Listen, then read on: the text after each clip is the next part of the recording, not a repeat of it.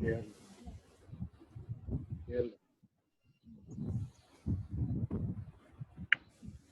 So I welcome all the participants. So let's start the program. So you can see the topic, contest, and all the basic details of our program on your screen. All these details are visible. Durgesh ji? Yeah, Pankaj, we can view. Okay. So now I am moving ahead.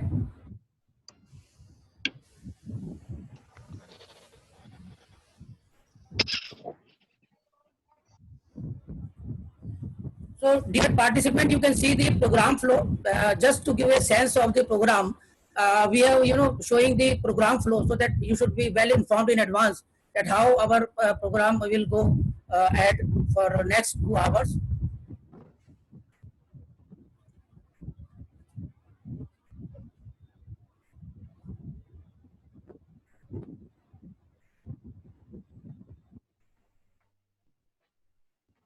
Pankaj ji आपकी आवाज बंद हो गई।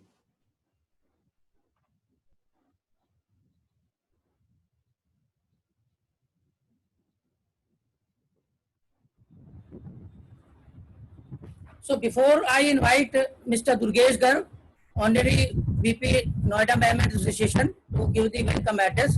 So I have pleasure to display his brief profile for the reference of all the participants. I hope the profile is displayed on the screen. You can see it.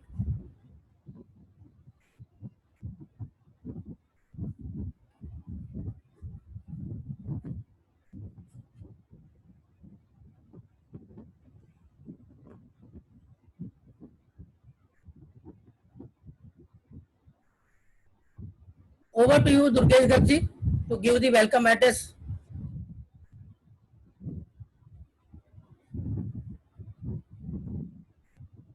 So, first of all, on behalf of Indian Society of Management Accountants, Noida Management Association, Young Entrepreneurs Network, Young Minds, IRE CFO, and CFO for SME, I would like to welcome our lead speaker, Mr. Vinay Agrawal, and all the participants who have taken time off to discuss a very pertinent topic in today's time, which is driving business performance during COVID-19, secret formula to revive and grow after lockdown. So as we all know, the COVID-19 has disrupted the entire world, be it business, social, or personal. Most of the businesses had to be under the lockdown for last 2 months, resulting in several issues affecting their cash flows, including salaries, disruption in their supply chain, as well as distribution chain. Though we are seeing exponential rise in number of cases every day, government has taken a cautious decision to slowly start most of the business functions due to severe damage to economy. It does not mean that we become careless and stop following measures such as social distancing, wearing masks, washing and sanitizing hands regularly, not going out unnecessarily, and so on and so forth. Coming back to businesses post lockdown, they are now grappling with issues involving cash flows, as there's hardly any or very little payment is coming from clients, while they have to pay salaries to their employees as well as pay to their vendors. At the same time, a lot of workers have gone back, resulting in a shortage of laborers too. In view of all of this, we look forward to today's speaker, Mr. Vinay Agrawal, to address some of these challenges being faced by business owners and managers post-lockdown, though not post-COVID-19. So it's post-lockdown, but not post-COVID-19, as we are still in the mid of it, making the task of running businesses all the more challenging post-lockdown. So thanks again, and we look forward to today's session. Over to you, Pankaj. Thank you. Thank you, Durgesh ji. Thanks.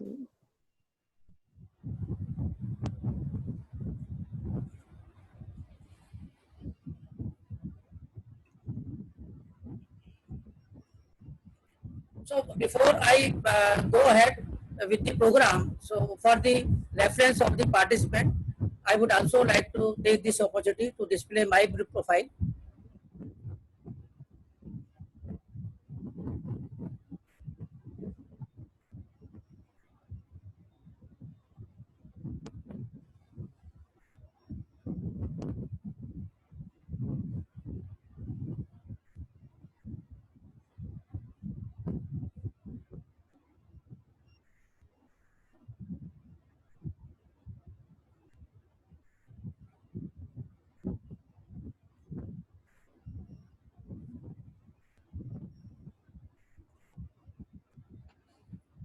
So let's move ahead. This is the brief disclaimer which I would like to share with all the participants, because whatever views we are sharing with the participant in the capacity of the expert or professionals, these are very generic. It's not specific to any contest. And before applying any thought or any ideas or any insights, you need expert advice, so that because every contest is different, every your perspective is different. So this is just brief disclaimer I would like to share with you. Now going forward, I would like to share the theme and context of the today program. So our theme is that how we can drive business performance under the COVID-19. And sorry, am I audible? Yes, you are, Pankaj. Yeah, you are. Yeah. Carry on. So idea is that there are various business improvement techniques, tools, methodologies available across the globe. So idea is that how, as India as a country, we can tap all those techniques, tools, and methodologies under this challenging environment, so that we can drive our business ahead. And the sub theme of the today program is secret formula to revive and grow after lockdown. Although this program is targeted for all type of participants, but more particularly if you are a business owner or if you are worried about getting back to your old sales level after lockdown, this particular program is especially for you. But nevertheless, this program is valuable, and I feel interesting for all the participants irrespective of their background. And today, our expert will reveal the three secrets of rapidly restarting, growing, and then moving ahead of the competition. So our business turnaround and growth expert will reveal all these three secrets with you. So just share the contest little more. So you can see that with the lockdown being shifted off gradually, the business which have been hit worse in this pandemic are looking for ways to get out of the mess caused by the unprecedented scenarios. So now there are some key points which I would like to mention. I'm not going to details much. The first point is the respond, not react. It is very important that we should approach the proactive approach rather than reactive approach. Point number one. The second point is the seek help. It is very important we should develop the habit of the collaborative environment, collaborative working rather than to hit the problem individually. It becomes very important if you make the collaborative approach, then your capacity to handle the challenge all of a sudden expanded. So we should work out the habit, or we should implement the practice in ourselves, and how we can go ahead with collaborative kind of working. Third one is your assets are very important under this challenging environment. So whatever your assets are there, you have to recognize their value. Your assets may be hidden, your assets may be tangible, your assets may be intangible. So for example, I can share the intangible part, because tangible part, your cash balances, your gold, your house, and whatever your physical assets are there, I'm very sure you are very well aware of. But friends, I would like to share two very important parts, which are your very key and important hidden assets in this environment, and that is your knowledge and your networking. So whatever knowledge and networking you have within your yourself, so that is also your hidden asset and intangible asset, and in the time of crisis you can utilize this asset to take this challenge ahead. And fourth one is the be flexible. Now there is no point of being a static. There is no point of being a rigid. You have to be flexible. You have to be dynamic. And last but not least, you have to keep your passion alive, because when such kind of crisis is there, such kind of challenge is there, so it is only you which can win the situation. So now I would like to have some kind of feel from the participant. So I would like to give some kind of affirmation, and I want all my participants to just fill the chat box. I will win. I will win. I will win.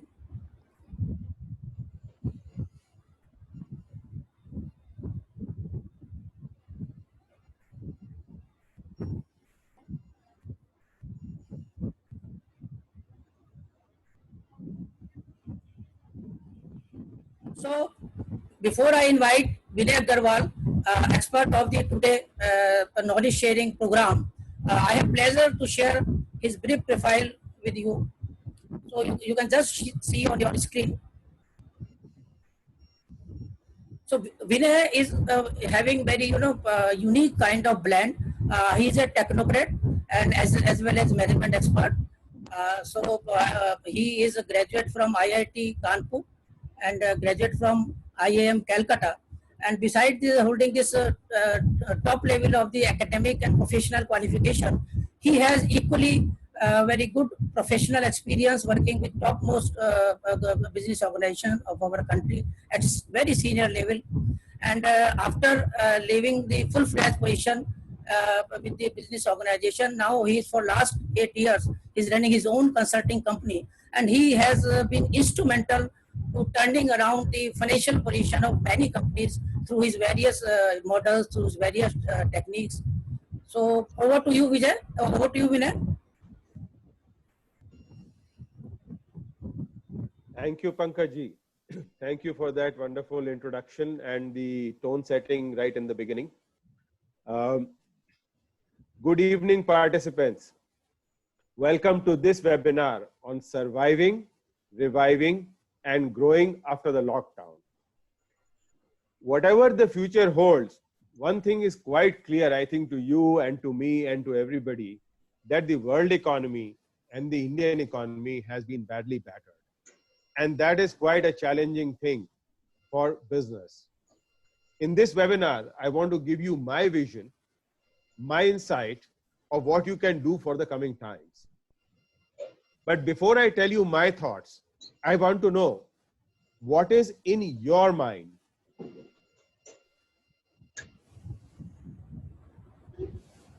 Pankaj, you have to allow me to share my screen. Okay. It's not sharing.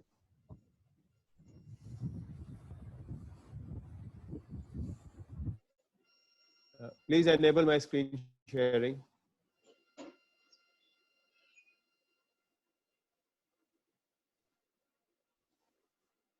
Pankaj,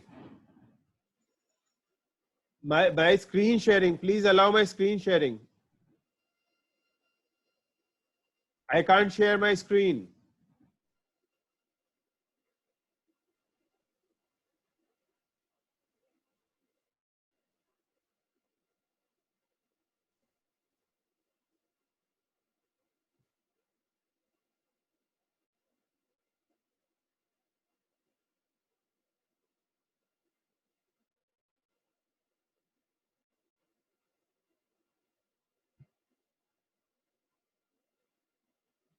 There is some glitch. Let me just call Pankaj and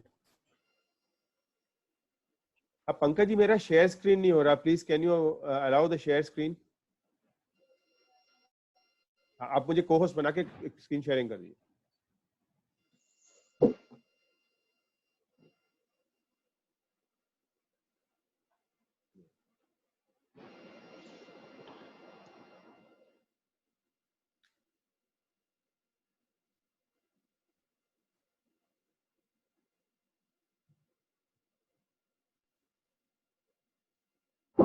Sorry about that, folks. Sorry about that glitch. So as I was saying, I want to give you my vision, my insight, and so on. But before I get into that, can you please let me know what are the challenges which you are facing as business people? It will help me address the whole thing better. Could you please type in your chat box?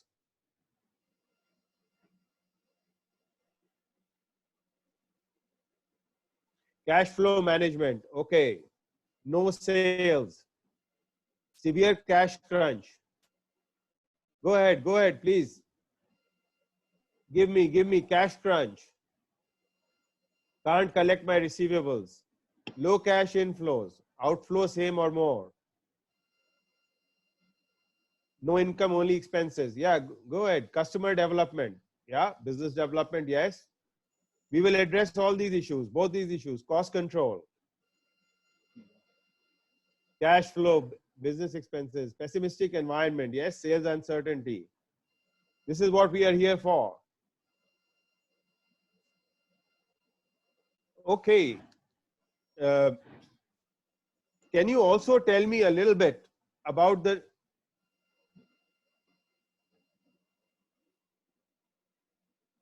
what will be your biggest issue in reviving the operations?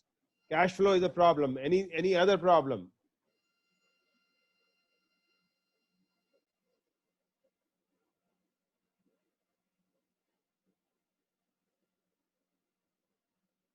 Safety concerns, labor shortage, yes? Labor shortage, wonderful. Okay, I got an idea. Uncertainty of revenue and cash is the two biggest thing everybody's talking about. So let me move on from there.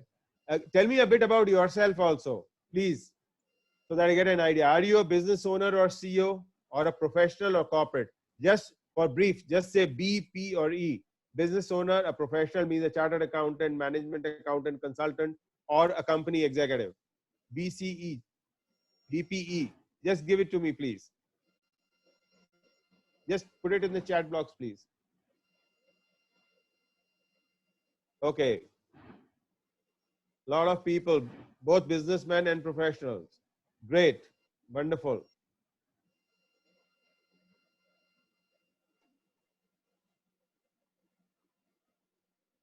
What business are you in? Where are you located? Business and location.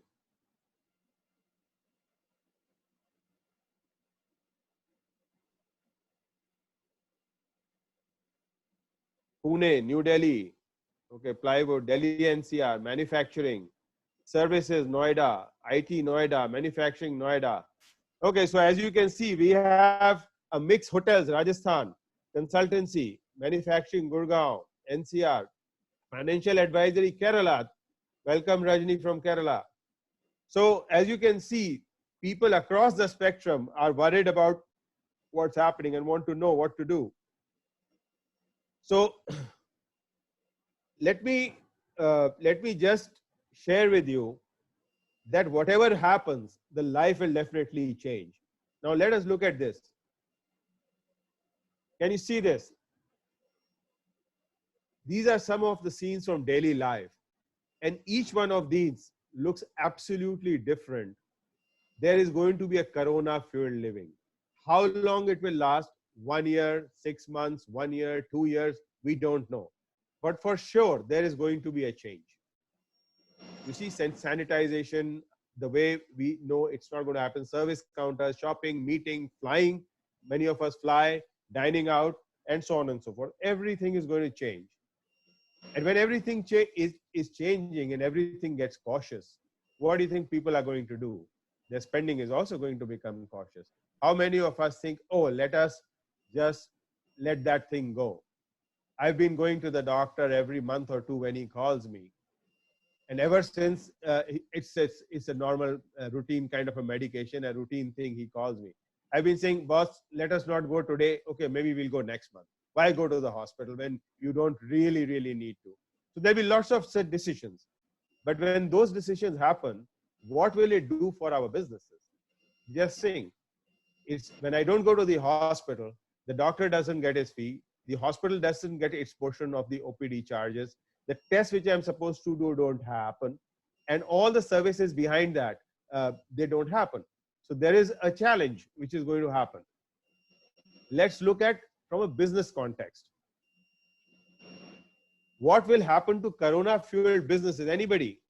What do you think will happen to corona fueled businesses? Yeah, I saw people from Dubai. Oh wow, Umesh from Dubai. Jamshedpur, Pooja Agarwal. Raja from real estate sector. Devanshi, an advocate. Okay. Tell me, what do you think will happen to corona fueled businesses? Low productivity. Okay. Let me share this. You know, with this big dhakka or this big, bashing we are getting on the head, I see that there are three things which could happen to businesses.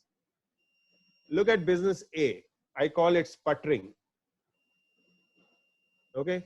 You start, let's say, with 100 in June, which will already be much lower than what it was in February. And then you go a little bit up, little bit down, little bit up and down all the way to March. Some people will start in June, business B, which will not recover at all. It will just go down, down, down, and one day it will going to wind up. Business A, what I call the shooting star.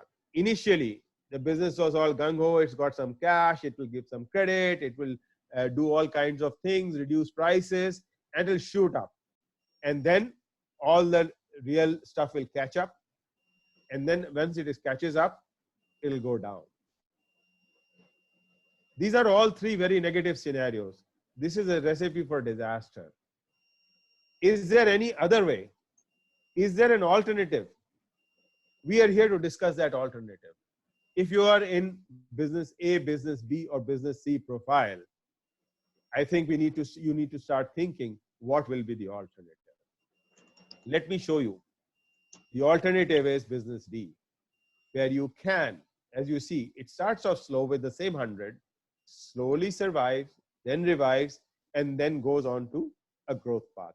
It may look very difficult today, but it can happen, it will happen. Now, I really expect that, a lot of businesses will go the business A, B, and C way. Maybe 20, maybe 30% of businesses will actually fold up. So I urge you that please look at being a business D and do not go into business A, B, or C lines, which is a recipe for folding up. In this seminar, I am going to tell you precisely that, how to survive, revive, and grow. Now that we will be spending 1.5 hours together, do I have your permission to tell you a little bit about myself? Very briefly, but to the point of this revival story. Come on, guys, give me the permission. Do I have the permission? Yes, it is required. Okay, sure. People will not be able to pay rent. Okay, this is a different thing. Yes, please go ahead, sir. Okay. Yes, sir. Yes. Okay. Nobody's saying no, so let me do that. Thank you.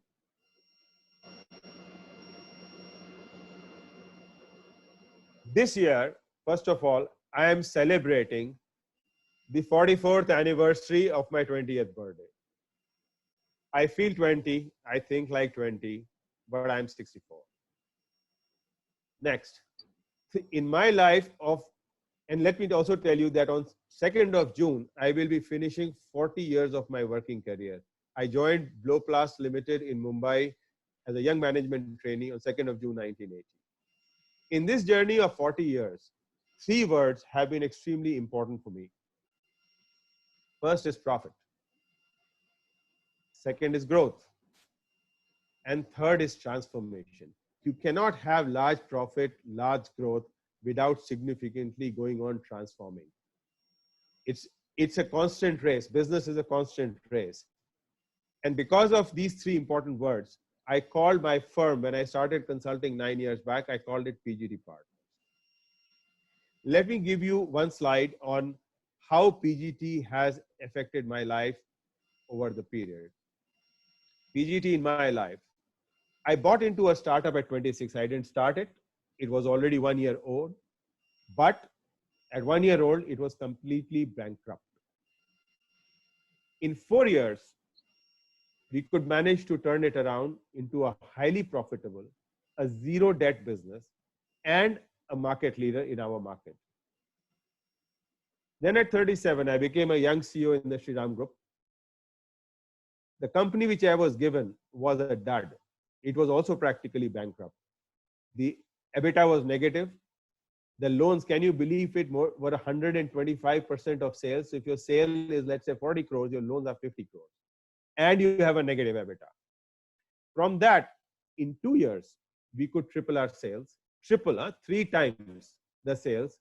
In 3 years, the negative EBITDA not only became positive, but we got a PBT of 16% of sales. And then within 5 years, we were a BIFR company. We were a listed company. We were a BIFR company. And when we went to BIFR to say, please delist us, can you believe they did not have a procedure for delisting any company? Nobody had come to them, turned around and come to them for delisting. So they invented a procedure and delisted us. We repaid all our loans. And then we went on an expansion path with fresh loans. At 55, I said, I've had enough of the corporate sector. I had run many companies, which you saw in my bio presented by Jayan Saab. And then I said, okay, let me share this knowledge. Let me bring it to different companies. So we helped transform a number of businesses during this period. I'm just giving you a short list, which give you different ideas from different types of interventions. Hand tool manufacture. They had been growing at 7% per year for the last 5 years. So they had grown. But the problem was that they said, oh, my competitors are growing at 20% plus, and I'm getting marginalized. In the very first year, we helped them to grow by 30% in sales. Transformer manufacturer, making large capacity transformers, specific made to order transformers. They used to deliver transformers in 3 months to 8 months, but they were never sure when they can deliver. The average time was 6 months or 26 weeks. After 6 months of working with them, actually a little bit less than that, their 100% deliveries were in 5 weeks. They could guarantee, today we said, okay, let's go ahead and make this transformer. In 5 weeks, we'll have a ready transformer, call the customers for inspection. A cold rolled steel manufacturer, large company, this is about 600 crores in size. Their issue was on time and full deliveries. You see, they were supplying these cold rolled steels to auto parts maker, who in turn were supplying to Maruti, Hero Honda, and so on. And as you know, if one part is missing, you can't make the car or the scooter. So their component manufacturers want their steel also on time. But it was not happening. Because of that, the company always faced big uncertainty in orders. They were never sure, and the profit would yo-yo up and down. In just a short time, their on-time in full deliveries were only 10%, and we could take them to 90% plus. This helped them immensely in growing their sales. So this is the brief. This is what we are going to discuss. PGT. Okay, how you can apply these techniques. How many of you would like to see similar results in your business? Give me a high five. Yes or no? You want similar results in your business? Yes or no? Yes, Ritesh, yes, yes. Yes, Atul, yes. Yes, Niklesh, yes. Manoj, yes. Wonderful, wonderful. Get Samir. Thank you, thank you, thank you. That gives me energy to carry forward this presentation beyond this. Now, what we're going to discuss is what is the PGT. All this knowledge I've compressed into something called the PGT engine. Okay, the Profit Growth Transformation Engine.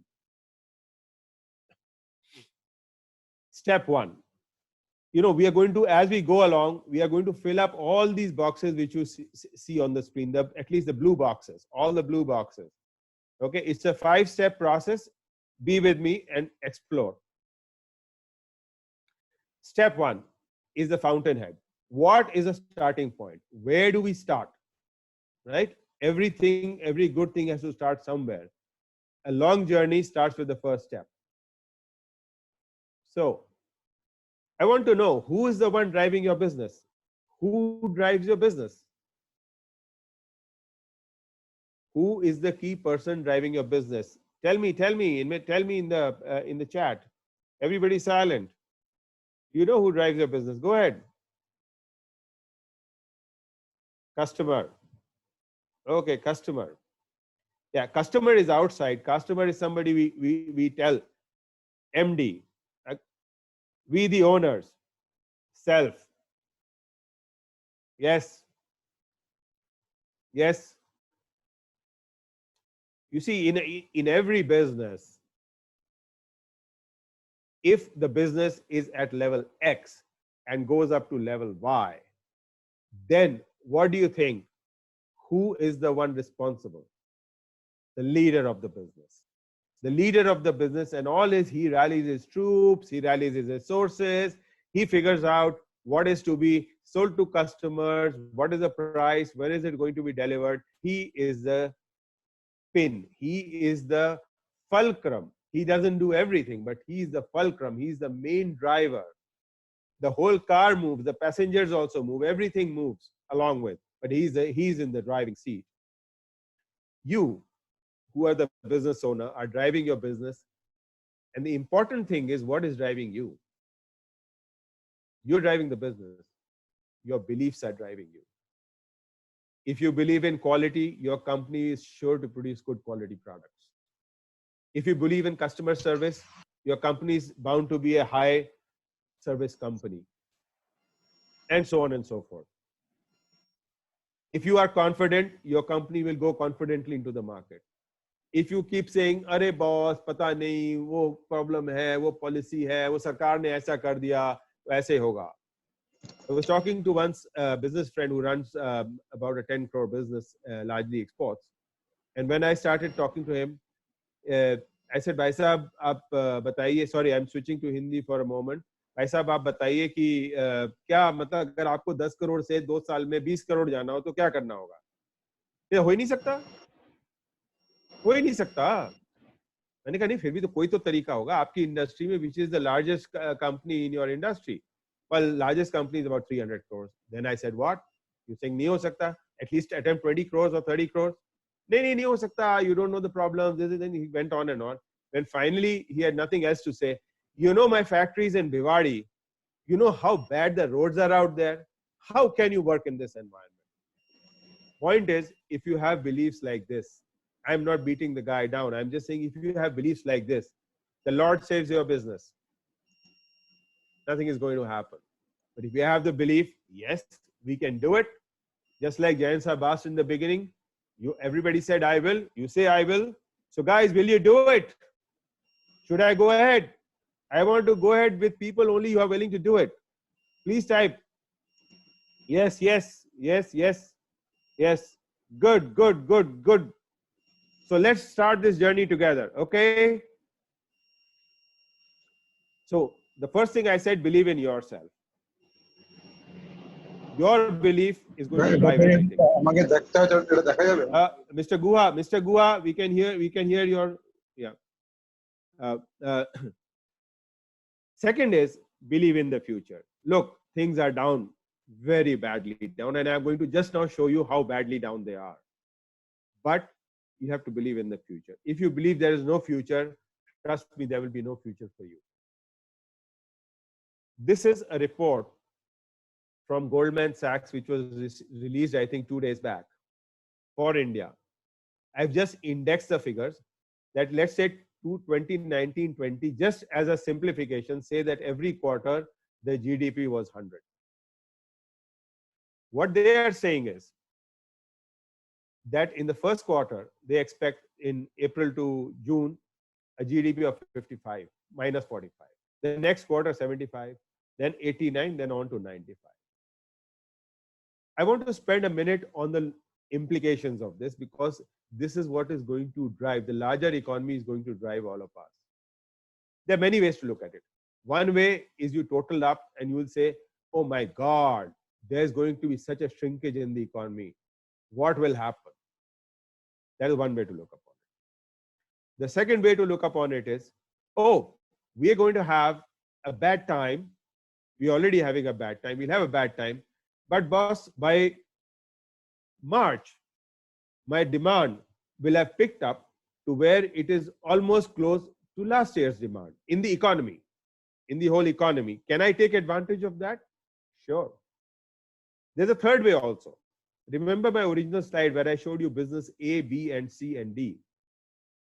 There will be many A's, B's, and C's who will fail. Maybe 20%, maybe 30%. Now think that against the demand of 95, last time when the demand was 100, the supply was also 100. But if against the demand of 95, the supply is only 70 or 75 or 80, what do you think? The guys who are remaining, those who can survive now, who can revive thereafter, will find a massive growth potential sitting in front of them. Yes, there will be out of 10 companies, 3 who will die, 7 who will revive. But the big market share will be taken up by 1 or 2 of those who do all the right things. And that's what we are going to show you in the PGT engine. Okay, let me move ahead from here. So at the middle of the engine, driving everything, around which everything revolves, is you. Step 2 is surviving. What I'm going to do is, because we are going to use a couple of financial terms, I'll just tell you they are slightly different. I'm going to show you a P&L, but they're slightly different from the way a normal P&L is cast. So net sales, then we cast something what we call purely variable cost, not semi-variable, but those which are 100% variable, like raw materials, purchases of stock in trade, packaging, freight outwards, commissions and discounts. And at the sales minus this variable cost, we call it throughput. We'll be keeping using this term throughput a few times, and the bottom term OE. OE is all your other expenses, fixed expenses, semi-variable and so on, salaries, wages, power, fuel, etc., etc., etc. And then at the end, you have profit before tax, which is T minus OE. Let me show you a company which is precariously balanced. Okay, a lot of our companies we have discovered during the lockdown are precariously balanced. Every month, I sell 100 and collect 100. This is a company where the sales come, collection comes after month. Everything happens within the end. Beginning of the month you produce, and it's a simplification. Beginning of the month you produce, end of the month you get. So from the 100 rupees which you get, you are spending 50 rupees on your fixed expenses. So money which is available for purchasing the materials is only 50. And then with that 50, since your throughput is 50%, your raw material cost is 50%, you can buy material for sales of 100, and then you sell 100 and you collect 100, and you keep going on. Every month you spend 50 on OE, 50 on materials, produce 100, sell 100, collect 100. So this is a company which is balanced, but it is a precarious balance. It is किसी भी समय डावाडोल हो सकती. It can totter at any point of time. Let me show you how. Just 1 month, something happened. One big collection got left out. Okay, that month something happened to one machine, you could not produce. Whatever, something. So as a result, you could only get 90 of money. So OE is fixed. Aapka fixed expense is very much there. You spend the 50. Now you have got only 40 bucks left for your raw materials. You can purchase only 80. The next month comes, you again spend 50 on OE. Now you can purchase only 30. You start getting into some cost cutting. Is bande ko fire this guy, do this. Doesn't work. A lot of fixed expenses are fixed because you cannot change them so fast.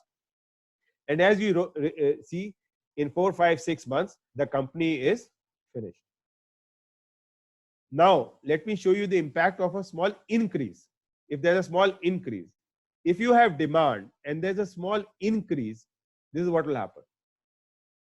Somewhere, okay, you got a lottery, you raise a little loan, okay, you got sold an order at a very good price, you got 10 rupees extra. Now your OE is still fixed 50. Money available purchase is 60. Your possible sales will be 120. Your OE now will be again 50, and so on. It will keep on going. And as you can see, at some point, if your company say capacity is 200 or whatever, it will hit that capacity and you will achieve your full capacity of 200 and then be at 200 till you expand. So this is the advantage of having cash in hand. You know, as somebody said, top line is vanity. Collar up, you know, collar up that, you know, I'm great, I did so much top line. You ask most CEOs, when we talk to companies at the start, they say, oh boss, we had so much of sales, we had so much of sales. Then you ask how much profit? Well, we don't know, but profit is is sanity. Top line is vanity, that is sanity.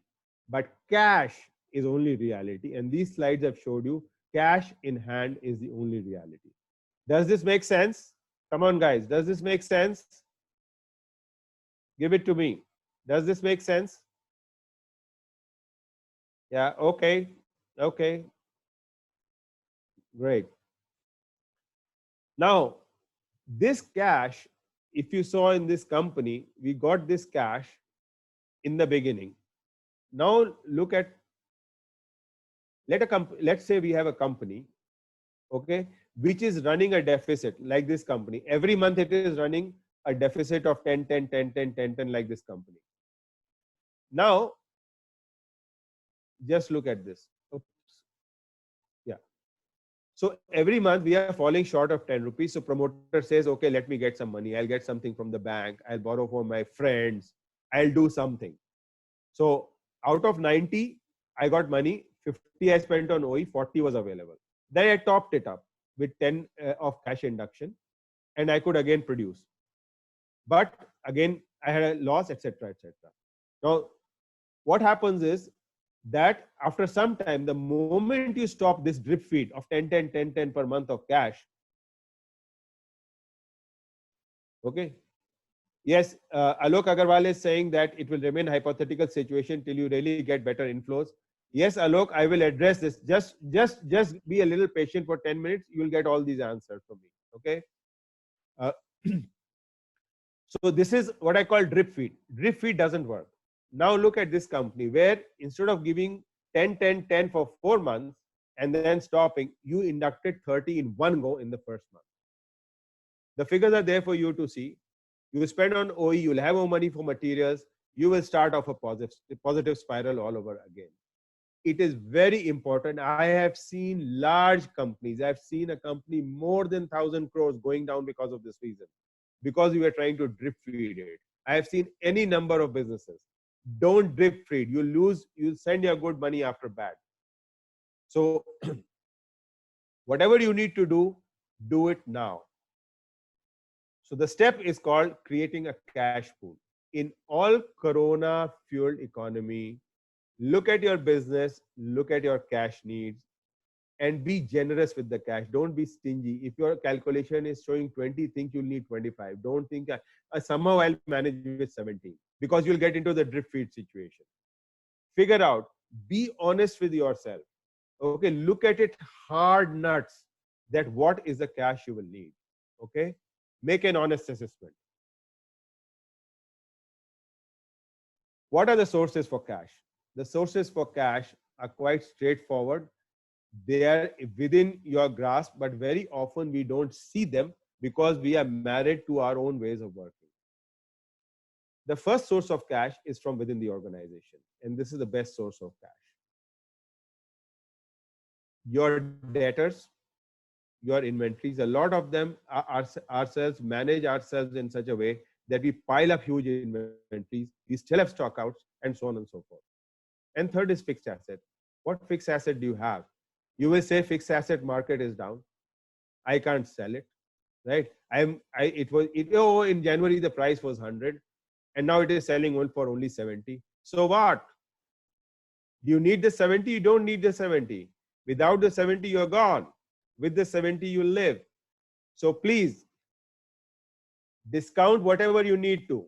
Don't discount if you don't need to. You don't have to discount. But discount, even if you have to create that cash pool. In the previous, I did not come to this first. I said first assess how much cash you need and then create the cash pool. And then if you still can't do it, we will help you to do it. We can help you to do it, how to do your inventories, debtors, fixed assets. But first your assessment, how much you need. And if you can't, then the last option is to borrow. The government is opening some borrowing taps, but you'll have to one day repay that. Don't forget, you'll have to pay interest. Or if you are in a position to raise equity, well, you'll have to pay even higher returns to the investors in equity. So just think.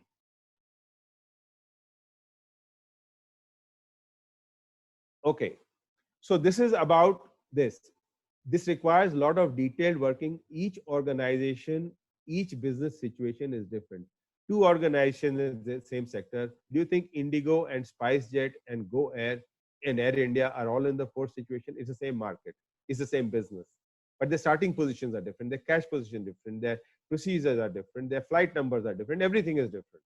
So you have this to do this for your own organization is a detailed exercise. You can do it or we can help you do it. Once you've created the cash pool, what do you do with that cash pool? Let's see.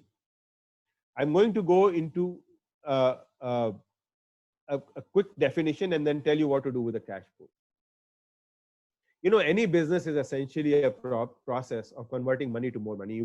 You have some money. We saw it in the Excels, which I showed earlier. You have some money. From that, you buy some materials, you process, you sell, and then finally you collect and get money in the bank. right? So this cycle from buying of the materials, I'm talking for manufacturing company, the same thing will be in a service company, whether you are a hospital or an insurance company. Okay, you spend money to get some things, and at the end you sell and then you collect.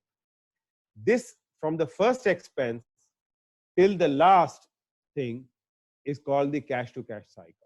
I'll just call it cash to cash cycle, hold it, and we will come to it.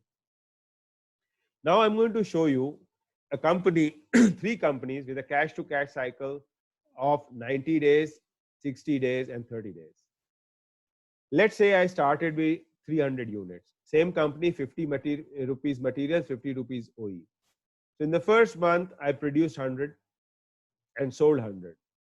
Money available next month is 200 because 100 I gave as credit. Next month, I had 200 and so on and so forth. Now you see the company after 3 months come into the stable company situation, which I showed you earlier. Then if 1 month 10 rupees is gone, you are sunk. Right? But look at this figure here, that the total sales they have achieved is 500. Now look at if this credit period into of 90 days was 60 days. Then what happens? The money inflow naturally is faster. You can buy more materials, you can sell more. Right now we are assuming you don't have that big a capacity constraint, so you're doing that. And now you have been able to, with the same money of 300, have a sales of 750 in 5 months. Now, if your credit period was 30 days, right, then you will be able to have a sales of 1500 in 5 months. So can you see that 500 to 750 to 150 depends on how much money is stuck in the system. I made it simplifies for credit, but add your credit and inventories both, and this is where you will reach. So the name of the game, the second gear in this engine, first was creating the cash pool. Now, if you created the cash pool, but you couldn't rotate it fast, you will very fast go back to the original situation. You'll put all the money into debtors and inventories, and you still will be stuck. Yes, Sandeep, you say customers don't pay on time. I'll address that in 2-3 minutes. Let me give you a simple funds rotation. This is a typical accounting type definition, but they have more complicated ones. I'm giving the simplest one with only 2 things in it: inventories and receivables. So this is your rotation of your most liquid current assets, inventories and receivables. So number of rotations per year, if you had a sale of 100 per year and your inventories were 10 and your receivables were 10, we would say you have a 5 times rotation during the year. That means you can, with the same 20, you do 5 times and earn profit 5 times on that. From the equation, it is quite clear that the rotations can be increased either by increasing the sales or reducing the number of days of inventories and receivables that you have. Now, I'll give you a couple more definitions. This is going to sound a little technical to you, but it is not. It is the heart of your business, how to rotate money. If you say my cash to cash cycle is N, that is, you remember from the time I spent the first money till I went to the last, I define cash velocity, okay, which is the compounded. What I said, you rotate 5 times. You invest the money, you earn the money, you invest the money, you earn the money, and you rotate it. This is a equation here that is there. This is your cash velocity. It's an index, is equal to your sales divided by your variable cost, which I had told you, the purely variable cost, to the power of 1 minus the number of weeks. Let's say your cash to cash cycle is in N weeks, in 8 weeks or 12 weeks. That figure will be N or 8 or 12 minus 1. So you will get the cash velocity. Okay. Yes, Mr.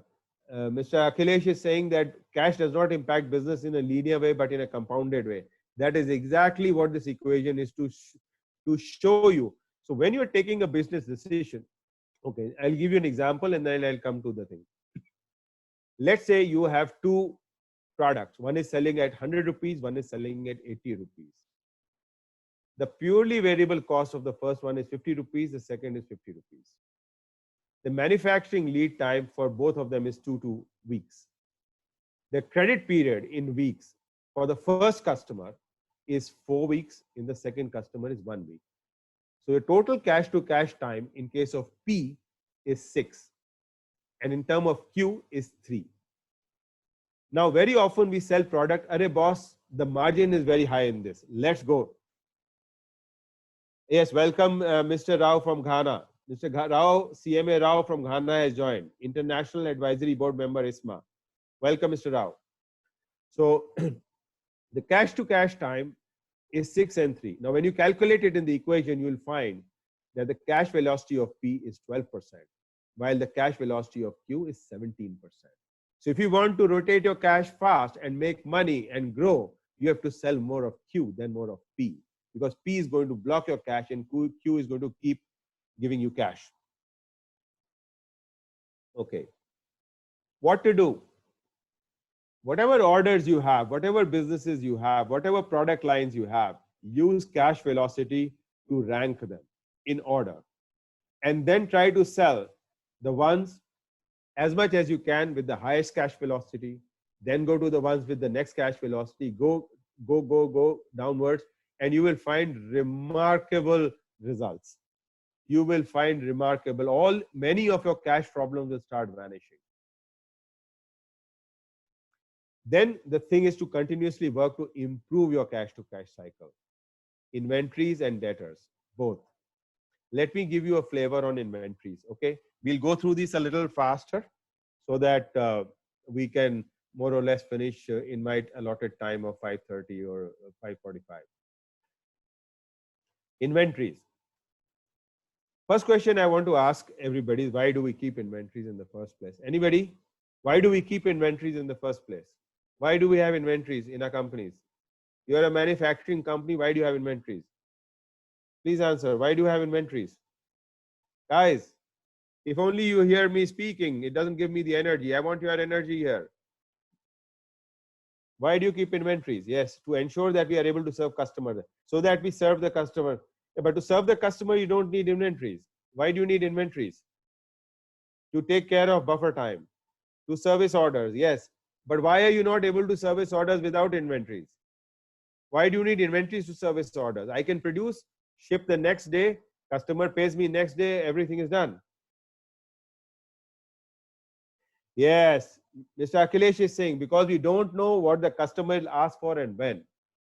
You have uncertainty. Managing the supply chain, managing uncertainty. Okay, you are not sure when the order will come. You have in the same production, sometimes the same product gets produced in 4 days, sometimes it takes 6 days. You have uncertainty in production. Your supplier, sometimes he supplies in 3 days, sometimes he supplies you in 5 days, or 3 weeks and 5 weeks. So you have uncertainty in the supplier, in your own production or in your own operations, and then in your own sales and collections, and in your orders. This is why we keep inventories as a buffer. Somebody had said earlier, I think Mr. Mittal had said that as a buffer, we keep this as a buffer against the uncertainty. Okay. But the big question is, which is where most of us go wrong, what products to hold and how much to hold. This is a problem. How do you do it? What is your current process? Okay, let me say. And when we are trying to decide how much to hold, whatever to hold, we also have another problem, what we call a business conflict. Read this chart from the right. To earn more money, I must, the word is must, not should, I must reduce loss of sales due to stockouts. To earn more money, I must not block my cash in inventories.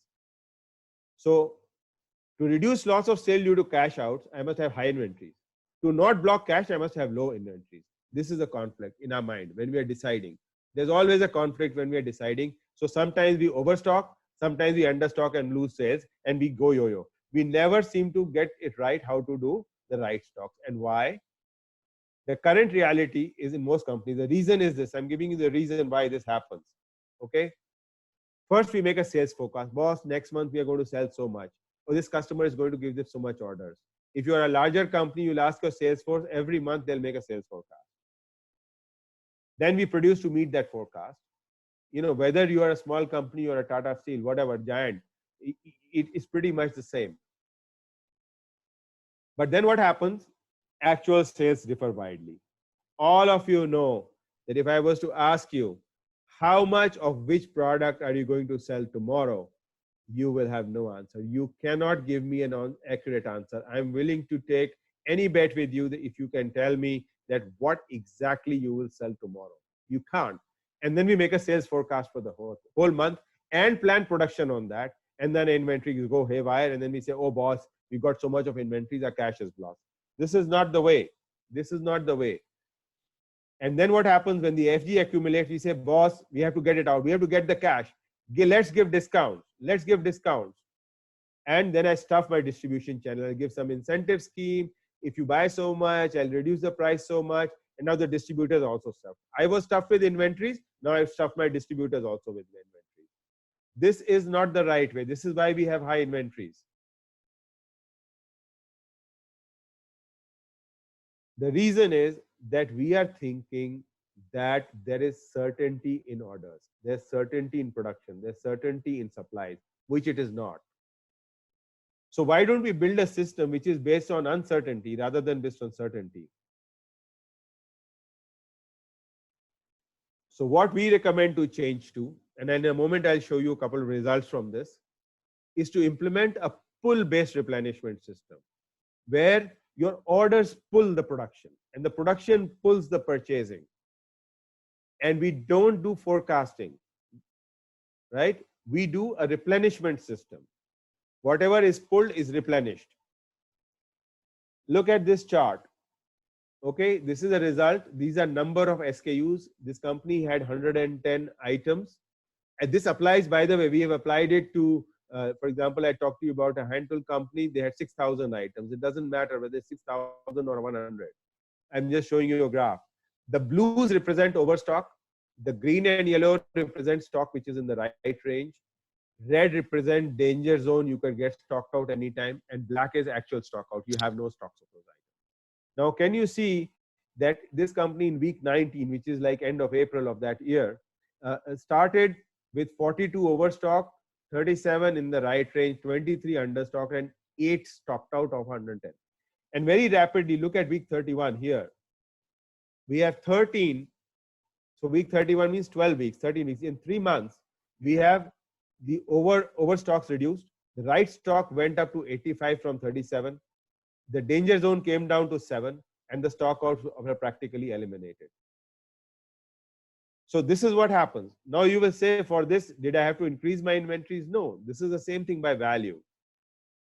When we started, the value was 109 units or 109 lakhs, let us say, or 109 crores, doesn't matter, right? And then in week 31, we came down to 86 crores. So we corrected our inventory and also saved in the process 25% of the money. This is what we are talking of having.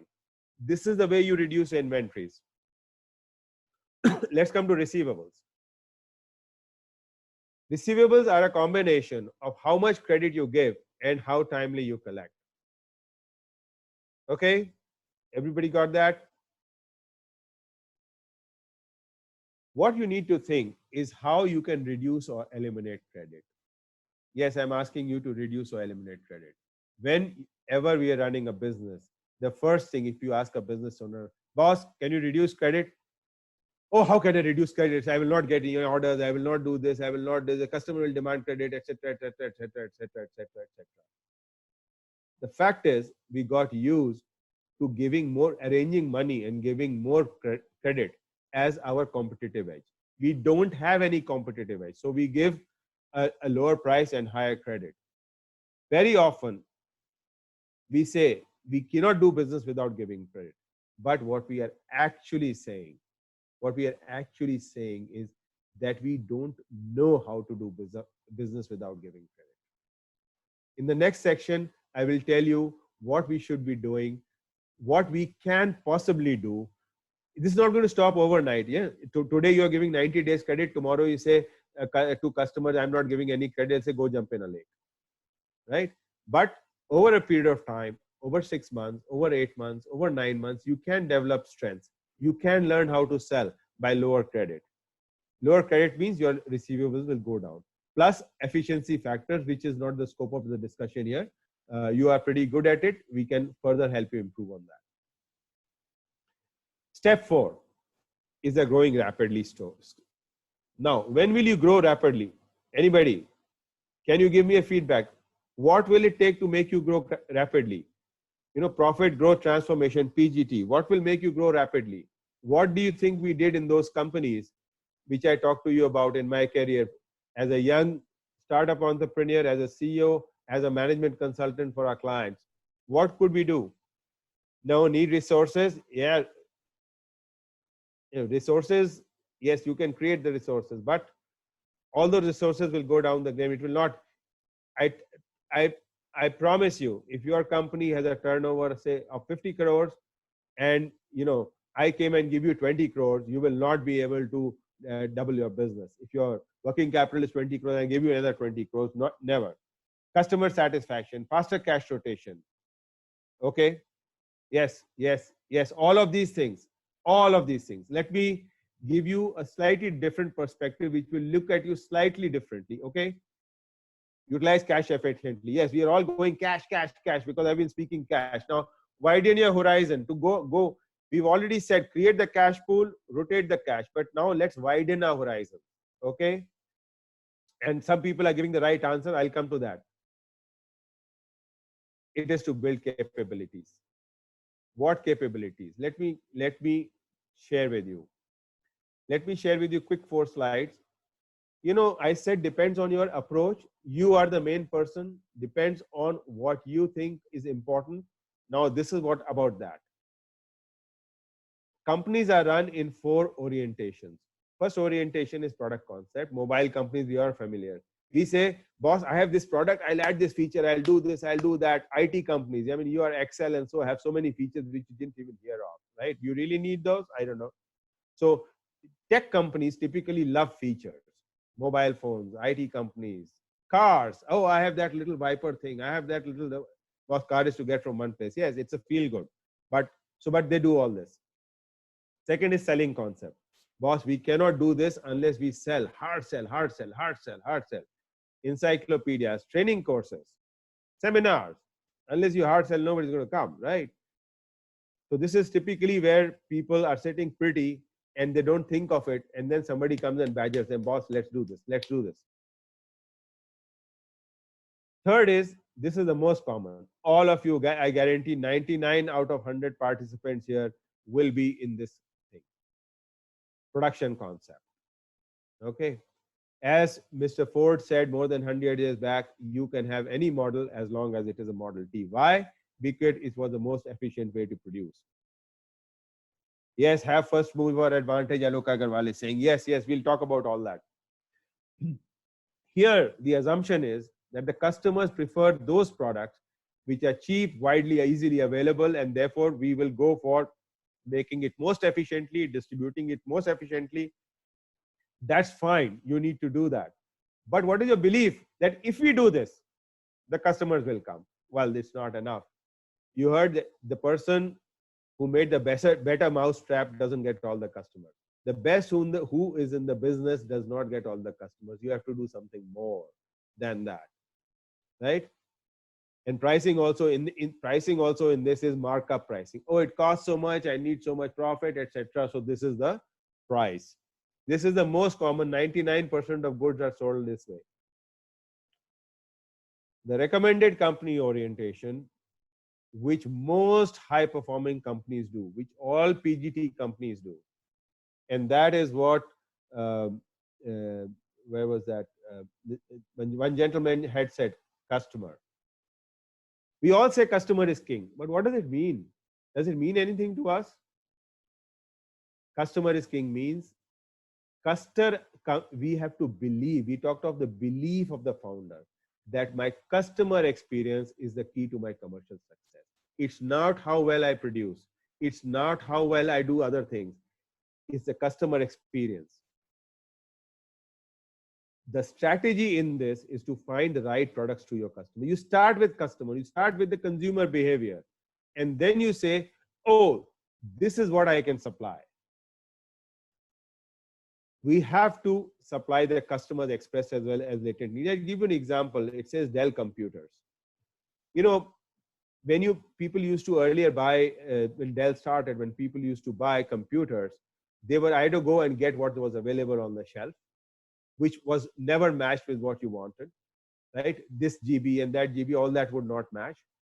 Or you had to buy, in those days, there used to be self-make kits. So you had to buy a kit and be a little techie and have to fool around with your hands and make computers. And then came Dell. It says, boss, you go onto my website, or you fill, earlier it was order form, then it became website. You fill in what is you need. And in some days, okay, you will have that. I don't know what it is like in America. In those days, it used to be. But I remember almost 10, 12 years back in Mumbai, I was in Mumbai. I went to the Dell site. I placed an order for my computer.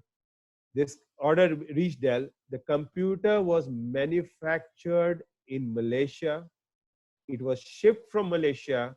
It was cleared through the customs, and it reached my house, delivered on my doorstep in, I think, 12 days, maybe 10 days at my doorstep. Now, that is addressing my need. I got exactly the computer I wanted. They didn't make necessarily a better computer than anybody else, but they address my need. That's why I give orders to Dell. Even today, all my computers are Dell. So what is marketing? The biggest management guru whom I salute all the time, he's a management visionary. I'm not sure, he must have passed away. He was active in 50s, 60s, 70s. But I have not seen anything written which is gone beyond something he's written in those times. So the aim of marketing is to know and understand the customer so well that the product or service fits him and sells itself. Ideally, the marketing should result in a customer who's ready to buy. Think like this. It's not happening overnight, but think like this. I urge all business owners, promoters, I urge all professionals. How are you different from the other professional? I'm a CA. Next one is a CA. How am I different from the other guy? Right? Think like this. What customer's pain point can I solve? And then people say, oh, if marketing is going to get the customers, what will sales do? Well, marketing doesn't need, let me also say, does not mean a department. It means a marketing way of thinking. If you are proprietorship concerned with a small factory and doing, it doesn't mean, you have to have that thinking. Put on your marketing hat and think what you need to do. The job of sales is to support and the customer. The customer has walked into your door. Now you support. Now you figure out. It's not easy. You know, you walk into a store to buy a pair of trousers or a shirt or a skirt or whatever you like to buy. How easy is it for that guy? You've come there to buy already, but that guy has to still sell to you. That guy or that lady in the shop has to still sell to you. So sales is another world altogether. But unless we have the marketing thinking right, we can put any amount of sales effort. We can keep throwing sales people. Our sales will not pick up. Okay. In most companies, already most companies do not think this marketing way, and that's why they don't have the PGT. So we can skip this. Okay, quickly. Now, what is good marketing? When will the customers, suppliers be ready to buy? Because he has a perception of value that if I buy this is what I'm going to get. You know, I'm going to get a holiday, or I'm going to get a peaceful holiday, or I'm going to get a computer ready-made to my design, or what, right? Supplier's perception of value is, oh, it costs so much to deliver, etc., etc. I need so much profit, and then therefore this is the value. Now, very often these two are in conflict. That's why we have to give discount. If this is not in conflict, we don't have to give discount. All those big turnaround stories I told you, it was not because we gave discount. We charged the highest in the market. And trust me, in all the cases, we were charging the highest, but we got the most business also along with that. So you have to focus on the consumer behavior. What is it that they really want? Okay, it has to do with their need. It doesn't have anything. They don't care what it costs you. It doesn't. You go to the market, they say, oh, pant pe discount chala 30%, great. You don't care whether it costs them, 90 rupees or 80 rupees or 70 rupees, whether they're making a profit. It's good for you, you buy it. So similarly, marketing has a conflict. Customers' perception of value, if you act upon it, you will get lots of sales. If you act upon to earn more money, you have to generate sufficient sales and sufficient product margin. Go from the left, right, to the right. You must generate. But for sufficient sale, you have to go by customer perception of value. You have to go by supplier perception of value. Why this is broken is that it is not necessary that customer's perception of value will make you bankrupt. It will give you tremendous profits. You got to figure out how. So the immediate goal of marketing is to increase the customer perception of value to become equal to or more than the supplier's perception. The long-term goal of marketing is to increase it so much that it is higher than all the other competitors in the market. That's when you dominate the market. That's when you become whatever, you become a Gillette. Nobody else can sell in front of them. Everybody gets wiped out.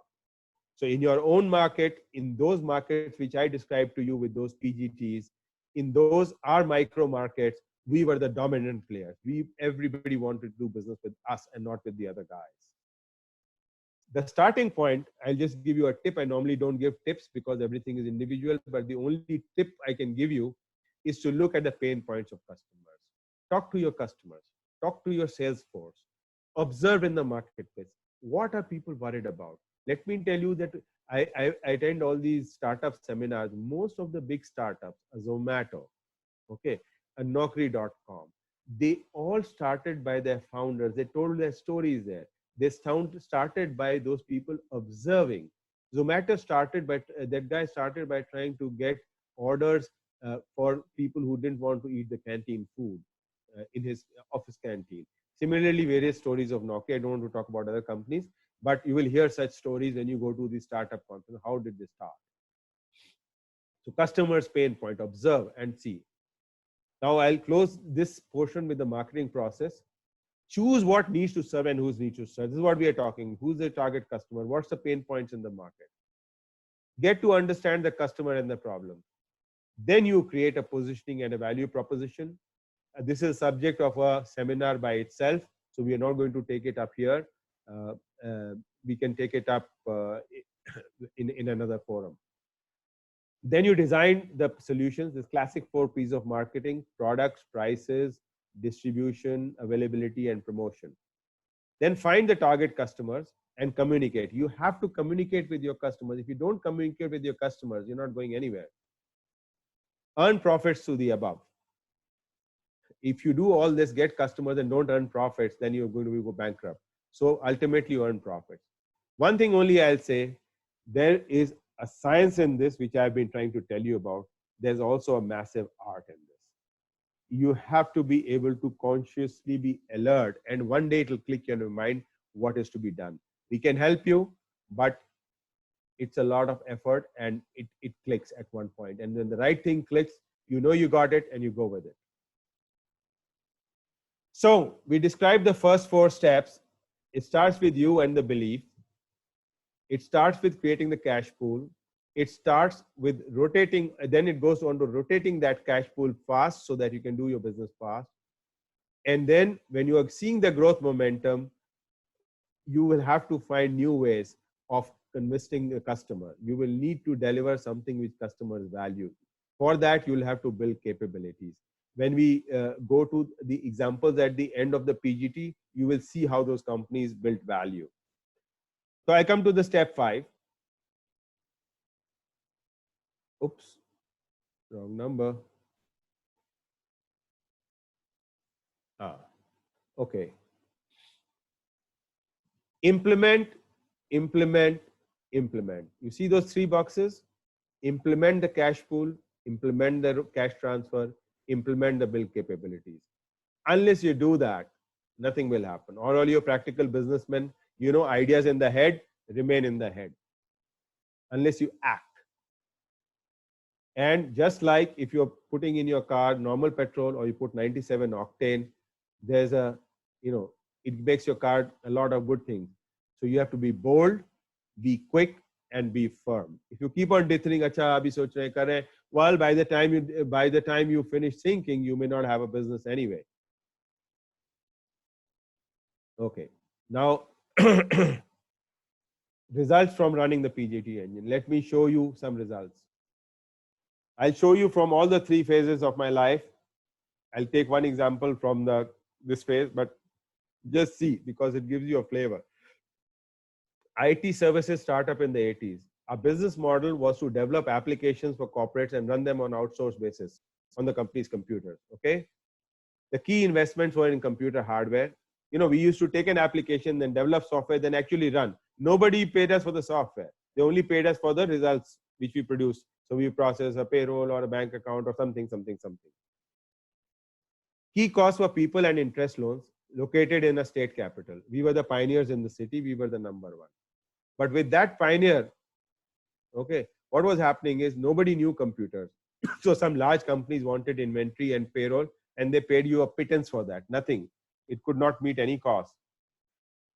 And then on top of it, a couple of new competitors came into this new field. Like any new field, people come in.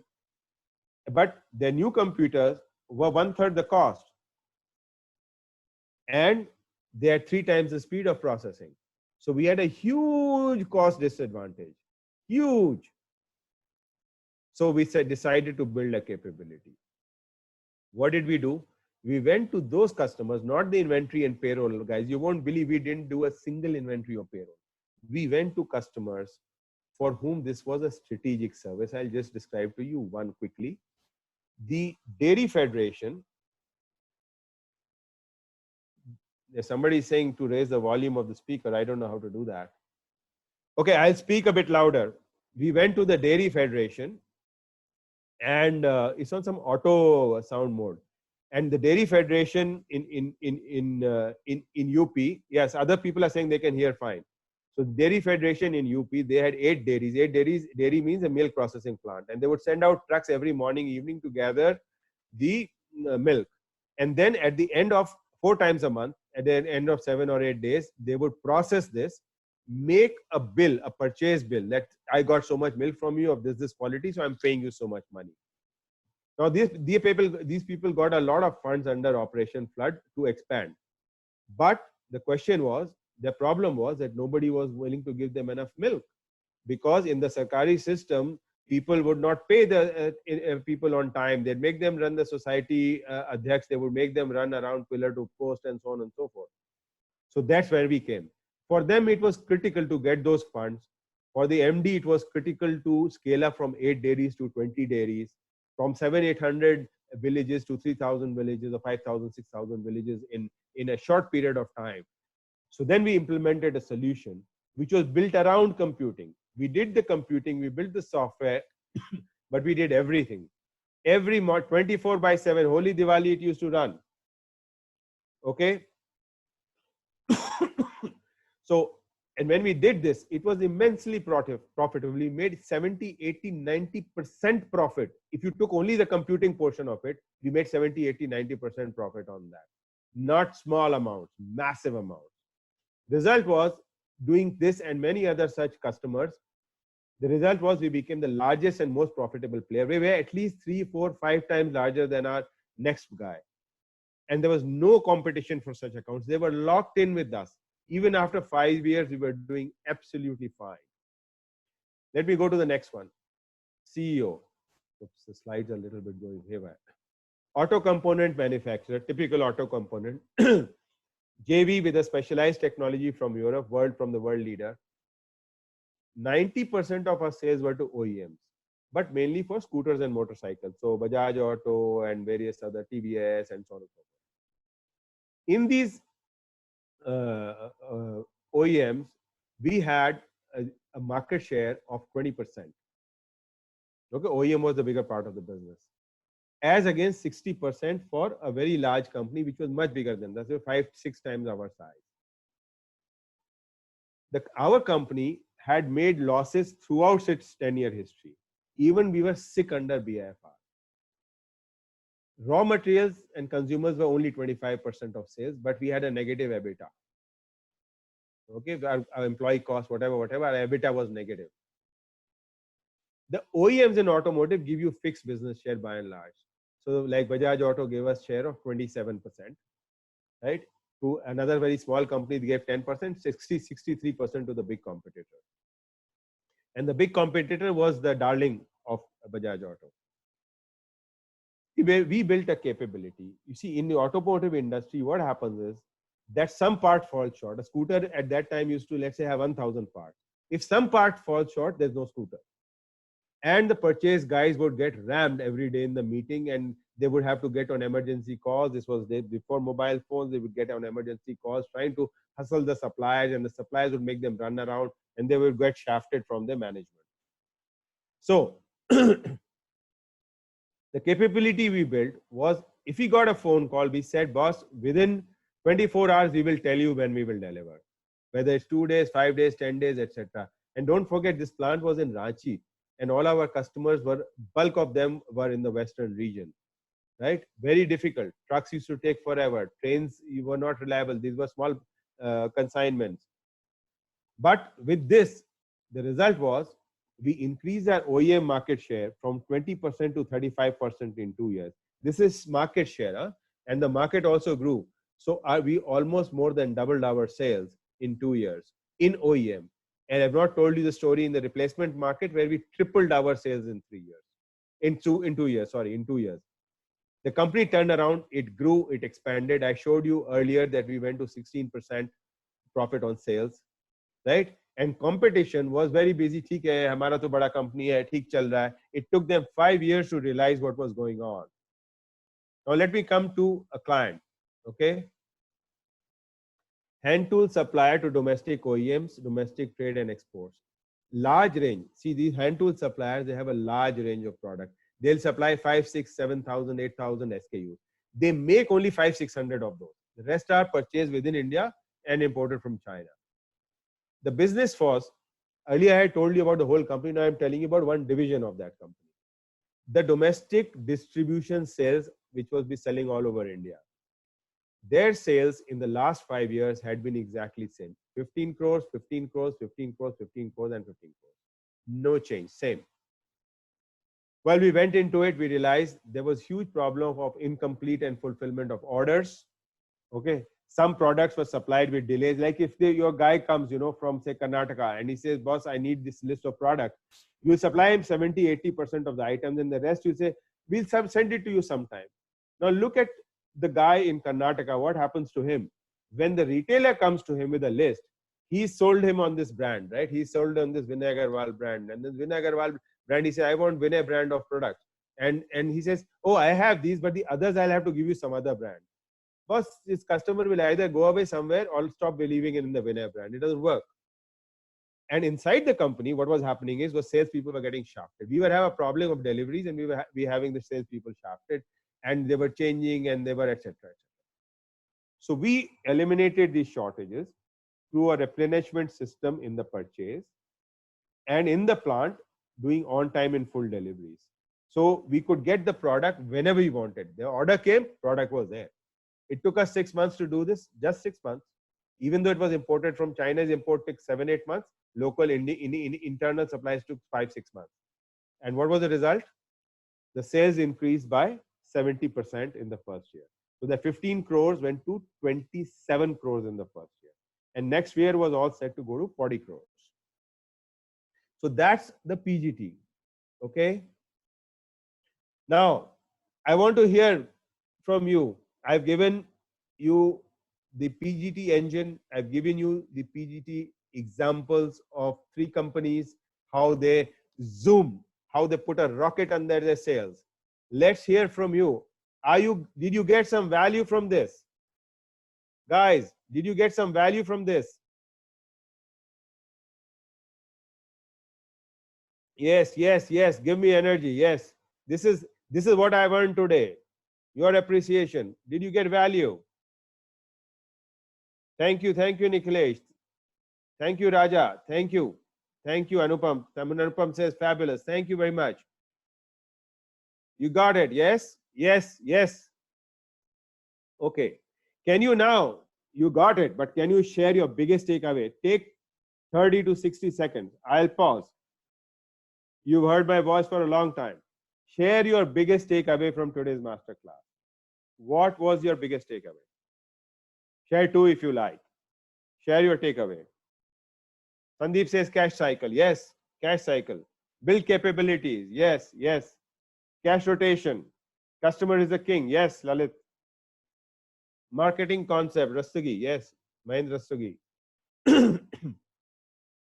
Yes, understood that transformation can be done in a short time as well. Yes, it doesn't take ages. It doesn't take 10 years. 10 years it takes to build a great company. But 2 years, 1 year, 6 months, 3 months to turn around. We promise in our consulting, we'll help you triple your sales in 3 years and we'll help you double your profits only in 1 year. You can do it very quickly. Understanding customer requirements and pain, cash cycle concept. Yes, Umesh. Thank you, Umesh. Okay, guys. So all of you seem to have, yes, changing our mindset gives a big impact. Yes, cash velocity concept. Yes, yes, yes. Keep it rolling. Anything else? Okay, we have a lot of good feedback. I think people have got the basic concept. I'm very happy to know that everybody got the basic concept. Let me just move on and towards a conclusion. Do you want such PGT results in your company? Now that you've seen what kind of results are possible, do you want them? Do you want to come out? Do you want to come out with flying colors in March? Being in those 70% of companies which revive, and being in that 20% which zoom, which have got a rocket on their sales. Come on, Atul. Atul says yes. Yes, yes. Only Atul wants it. Come on, guys. Who wants it? Yes, yes, yes. Certainly, Anupam says yes. Sandeep, yes. What is the main reason why some? Okay, no. We are not discussing right now. We're taking feedback. Today it's not a question answer session.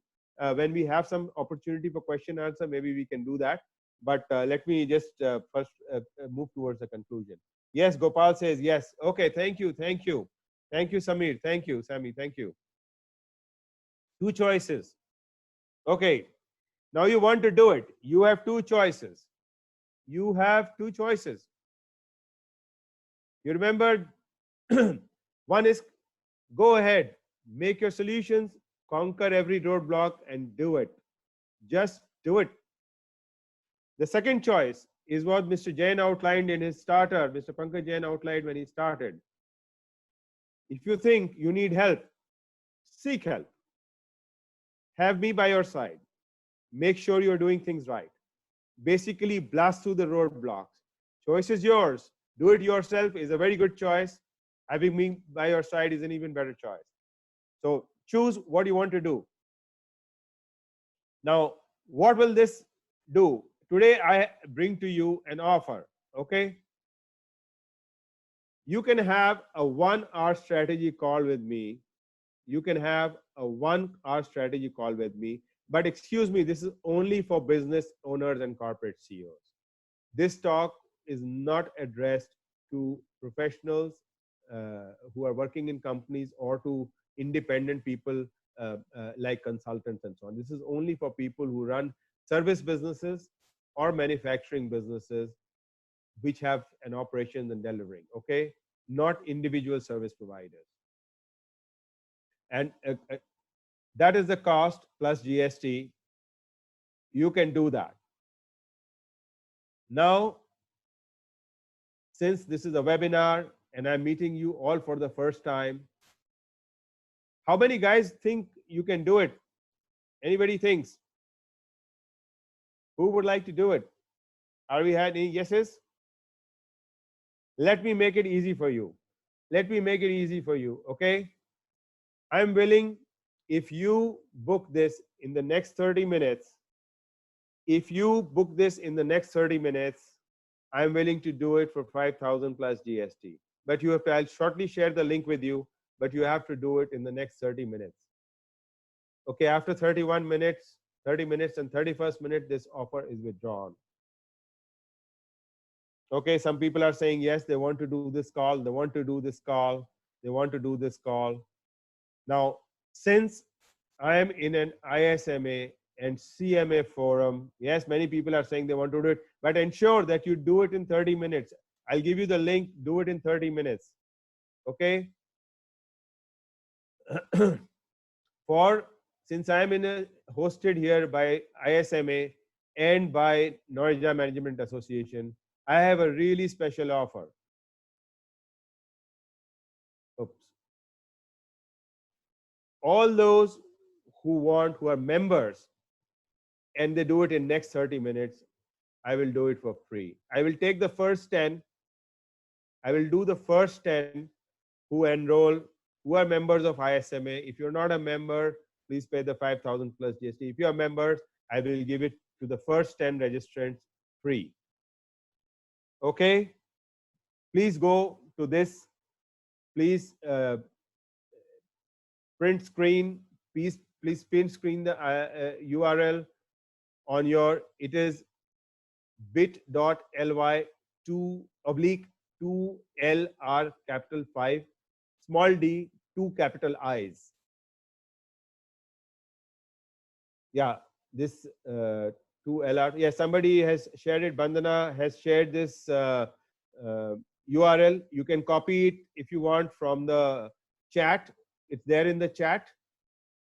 And it's also there. You can take a photo of this and then just go quickly to this. You'll get a small form to give your name, mobile, contact, etc., etc. And then at the end of it, there's a finish button. Don't forget to press finish. If you press finish, then only will it get registered. Otherwise, it'll get lost.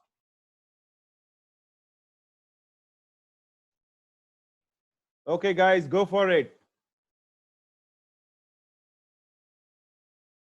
I'm giving you a minute to register, then we'll move on.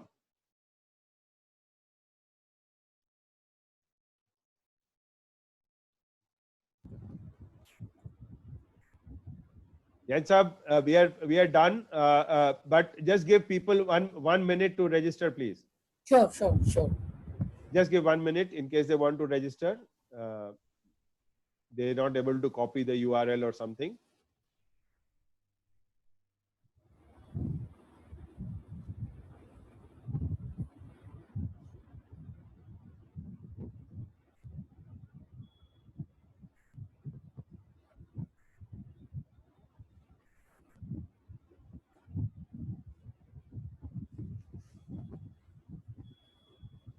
Oops.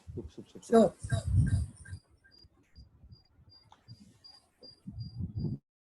Okay, Mr. Jain, you can take over if you like.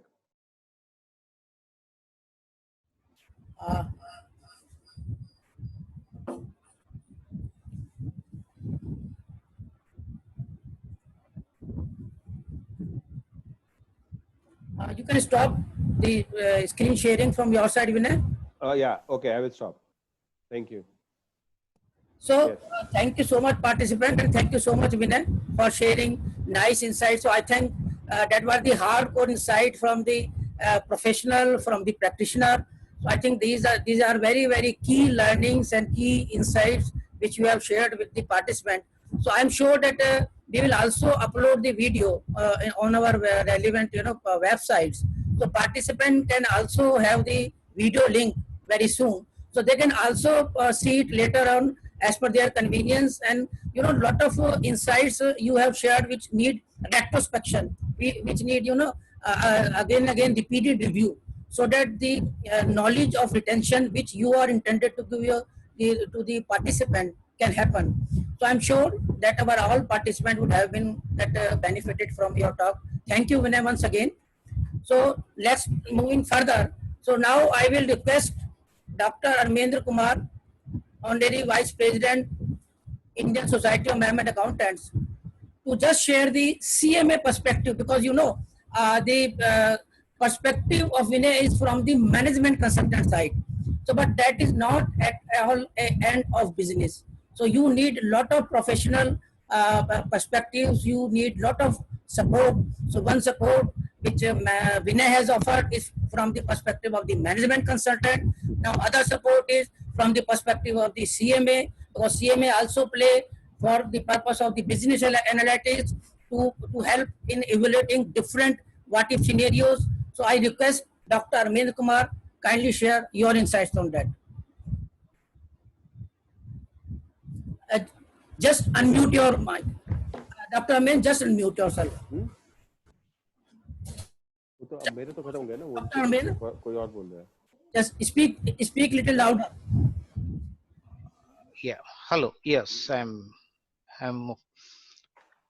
audible. Yeah, you are audible now. Okay. Thank you, Mr. Jain, and giving me an opportunities to keep CMA view on the current today topic. And also, I am very much thankful to Mr. Vinay Agrawal for sharing very thoughtful presentation for the CMA and not only CMA for all professionals to join this webinar. So, in fact, today we all know this coronavirus is this all pandemic, is prompting companies, not only companies, even for a small and medium business around the world to adopt very different ways of doing business. Even I work for IT company, and these days I am working from home. And this working from home, that was one of the operating model that was adopted by many IT companies, not for the shorter term but for the longer term. Even TCS has announced to work from home till 2025. And also the way we are collaborating ourselves through the Zoom, like there are so many online meeting platform, like even the schools are running through online, right? So this all kind of has become that was very not was very common before this pandemic, before coronavirus, right? So these all changes in our ways of working forced on us by COVID-19 could also have a long-term impact on the cost structure of the business. So expressing the view from CMA perspective on today's webinar topic, now it is the time for management accounting profession, for CMA, to accept the role of change agent, right? So just like my few thoughts, just as a doctor does before recommending any medicine to the patient, in the same manner, CMA must first diagnose the problem which any business is facing. So therefore, the assessment is the fundamental stage for the revival of any business. So check, so I advise to the CMA, so check which area of the business is worst affected and find the best alternative solution for it, the way you can advise to the company. So here, where the CMA can contribute his role, their role. Right. Second is like cost benefit analysis of the business with the help of cost flow statement, sources of revenues, and costs of customer acquisitions will help to maximize efficiency in the acquisition and utilization of financial resources. So not just sales, but even for revenue, profit, and cash flow. Also consider non-cash measures, which has also affected the business, such as stock loss, customer loss, loss of goodwill in the market. Right. So these are the factors should also be considered while computing the business impact by CMS. So even in the recent times, the government has announced many number of support options to help sustain the economy as businesses battle the impact of the coronavirus pandemic. So with so many schemes and updated being released almost daily, or so it is essential for the CMAs to keep the knowledge of this up to date of these all government scheme, and they can offer their expertise, their best knowledge, best possible advice to the client for business recovery, right? And also the cash is also king, though cash is also very important for the company. So we have very CMS offer very clear advice on cash flow. So these are the first things the business should do in a crisis to reduce any unnecessary overheads.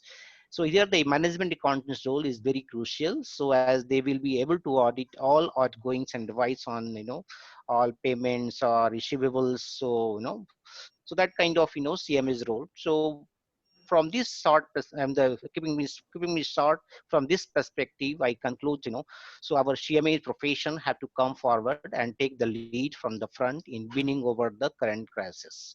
That's all, sir. Thank you. Over to you, sir. Thank you, Dr. Amendra, for sharing CMA perspective. Now, before I invite CA Sandeep Mittalji, I just also invite CMA Rajiv Guaji, who is Chief Business Officer of CFO for SME, which is our support partner for today's event.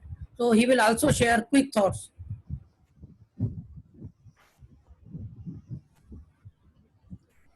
Hello. Hello. Yeah, Hello, can you hear me? yeah, we can hear.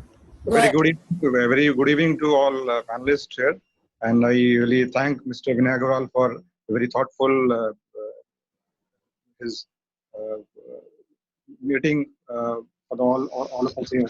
For CFO, for SME, what we can offer that, as he is already telling that for all corporates, he is able to give a solution. So what we can do is for small and medium enterprises, we can help them to review the debtors so that whatever cash flow and which are stuck out can be collected, and we can help them to review fixed cost and variable cost for the company, and we can help them to realign the business plan with the revised cost and margin. So what we request that in case if any corporate or anybody is interested, we can give first 5 free solution, a free session for 1 hour, and which can be, if anybody is interested, they can send a SMS to a number which I can share in the chat box, that is to CFO 96504 94948.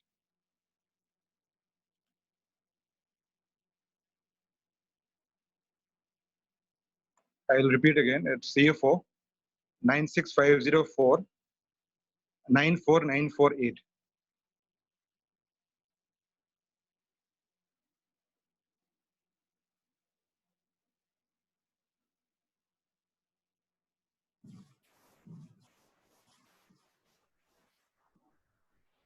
This is basically to help the entrepreneur or a small medium enterprise to understand where, because of this COVID and post-COVID situation, how they can improve upon their cash flows so that they can at least sustain their cash flows and can survive in this scenario.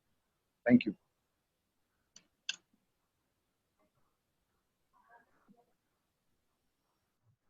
Thank you, Rajiv ji. Now I invite Sandeep Mittal ji, Honorary Secretary of Noida Management Association, for closing remarks and vote of thanks. Sandeep Mittal ji. Yes, thank you, Mr. Pankaj. Thank you for organizing such a wonderful event. We all know that this business scenario is not going to be the same post-COVID. What was there pre-COVID, the business scenarios will be completely different post-COVID, in the post-COVID era. So basically what is happening is that the change scenario of the business need a continuous brainstorming sessions, discussions, understanding the facts and figures post-COVID, but whatever is going to happen in the post-COVID area. So in that case, definitely our resources are required, resources in the form of cash, resources in the form of business, resources in the form of this. But the most important thing is how to utilize those resources. And for utilizing those resources into the effective manner, it is worthwhile to take the help of experts. Like in this scenario, we came across with the experts who have earlier also, who have done, the revival, so many, BIFR companies, or some companies running short of, running into the losses and like this. So they persons have gained the experience in the difficult time. So it is going to be of immense benefit in the post-COVID area also. Most of the companies are going to be in the difficult time. So we can definitely utilize their experience in our venture into the future. So a very useful insights Mr. Vinay Agarwal have been able to just give us into the various aspects, how we can address the problems which are going to come in the post-COVID area.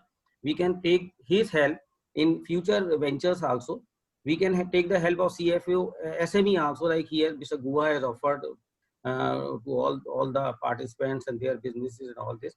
So this is very useful event, and they are willing to extend the help to we people, and we must try to take their help. We must try to discuss with them. We must try brainstorming sessions with them. We must organize separate meetings with them, So these are going to make an immense impact in our business decisions in later stage. So thank you for organizing this event, Mr. Pankaj, and thank you, Mr. Vinay Agarwal and Mr. Amreshwar and Mr. Raji for extending your views on this. And we take this to the closing remark. Thank you very much. Thank you, Sandeep. So now we are going to close the session. But before we close, we will just make a humble request to all participants. If you can share your thoughts that what should be topics for our next program. So we will just give 10 minutes more. You can just think it off, because that will definitely help us to plan our next programs to suit your interest, to suit your preferences, your needs. So please write that what topics we should choose for our next programs.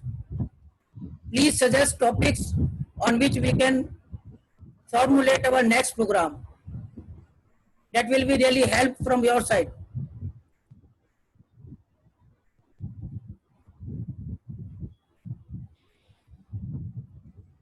I think the participants, if they are not able to just suggest something like that right now, they can just communicate on that CFO SME phone number or platform also in future. You can also send suggestion on this number. You can just share some email ID or something like that, because in due course of time, so many thoughts come to the mind, and at that point of time, it appears that if we can organize a program like this, or some expert opinions we can obtain in our programs, so that is going to be very helpful.